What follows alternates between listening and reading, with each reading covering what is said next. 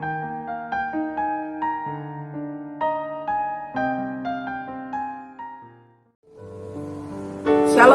jemaat Tuhan yang diberkati. Salam sejahtera dan salam sehat untuk kita semua. Pada saat ini kita hendak bersama mendengarkan akan firman Tuhan sesuai dengan Almanak Nas Gereja Kalimantan Evangelis, diambil dari kitab 1 Tesalonika pada pasal 4 ayat pertama sampai dengan yang ke-8. Sebelum kita bersama merenungkan akan firman Tuhan ini, mari kita berdoa. Kita berdoa. Kami bersyukur Tuhan, penyertaan-Mu tak berkesudahan memberkati hidup kami. Sehingga sepanjang hidup yang kami jalani, ada berkat, ada kasih sukacita yang boleh kami rasakan. Dan saat ini kami umat Tuhan hendak bersama merenungkan akan firman-Mu. Tolong kami Tuhan dan kuasa Roh Kudus-Mu, agar firman-Mu dapat kami pahami dengan baik, dapat kami mengerti dengan benar, dan dapat kami tampilkan dalam hidup yang menyenangkan hati Tuhan.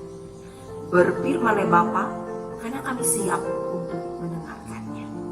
Amin. Jemaat Tuhan yang diberkati, 1 Tesalonika pada pasal 4 ayat pertama sampai 8. Di sini diberikan judul atau perikop nasihat supaya hidup kudus. Dan dalam perenungan ini saya memberikan judul yaitu Hidup Kudus dengan Cinta Kasih.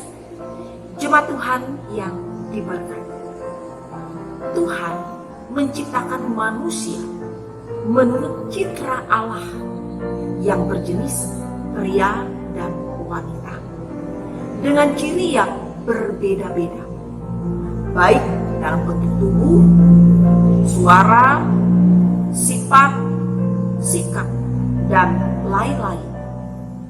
Nah, tujuan Allah agar pria dan wanita itu saling melengkapi dan membahagiakan satu sama yang lain.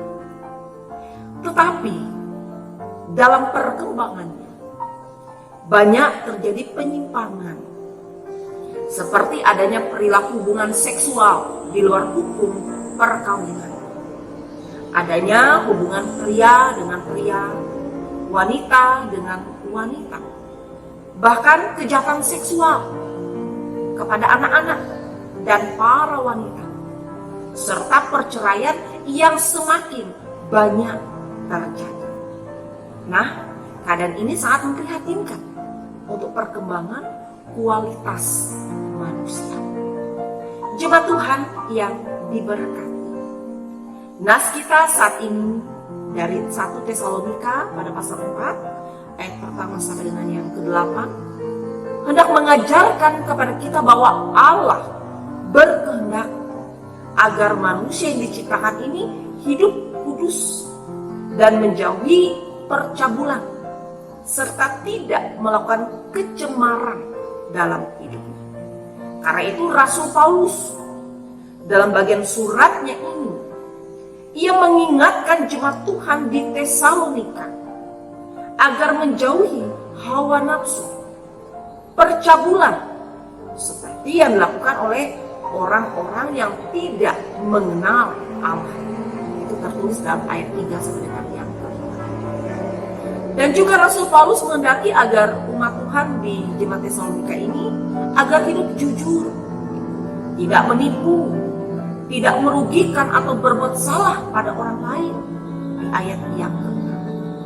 Bahkan mereka diminta untuk tetap memiliki kendali penuh atas diri mereka, sehingga mereka tetap bisa memuliakan Tuhan dengan tubuh mereka, bahkan meneladani langsung cara hidup Yesus, sehingga cara hidup mereka dapat menjadi contoh, bahkan teladan bagi orang lain. Jemaat Tuhan yang diberkati, Rasul Paulus juga mengingatkan kembali bahwa Tuhan memanggil umatnya bukan untuk melakukan hal-hal yang cemar atau berdosa, tetapi apa yang kudus dan apa yang menyenangkan hati Tuhan. seperti tertulis di ayat yang ke-7.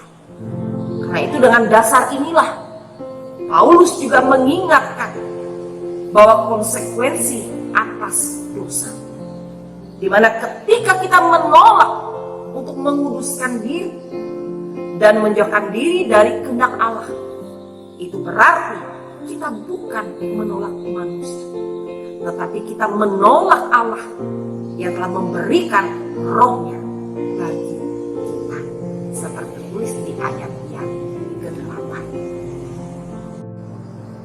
Jemaat Tuhan yang diberkati, karenanya firman Tuhan ini pun mau mengajarkan kita sebagai orang percaya di masa ini, bahwa semakin kita hidup menyerupai Yesus, maka semakin pula kita mencerminkannya di dunia ini.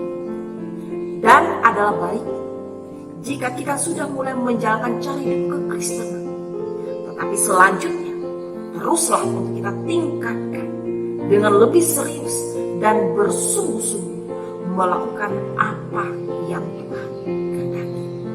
Ingat, jangan beri celah atau ruang apapun bagi segala kecemaran dosa untuk bisa mengkontaminasi hidup kita. Karena setiap dosa yang kita perbuat berarti kita telah memalingkan muka kita dari Tuhan untuk menuju pada hidup yang penuh dosa. Ingat, jemaat Tuhan, hidup dengan kekudusan yang sesuai dengan panggilan Allah itu harus menjadi bagian hidup kita sehari-hari.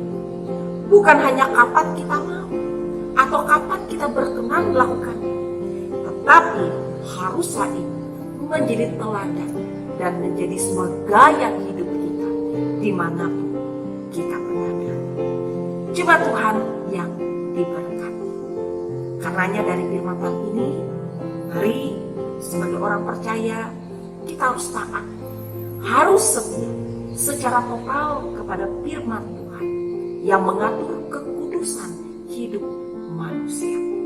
Dan kita juga harus menyadari bahwa Tuhan Allah menciptakan manusia itu bersifat rohani dan jasmani, yang diarahkan pada hal-hal yang lebih mulia dan luhur, yaitu kesempurnaan, keindahan, dan kebahagiaan yang tentunya berlandaskan dalam cinta kasih dan kesetiaan. Karena itu, mari hiduplah kudus dengan cinta kasih yang Tuhan nyatakan bagi kita.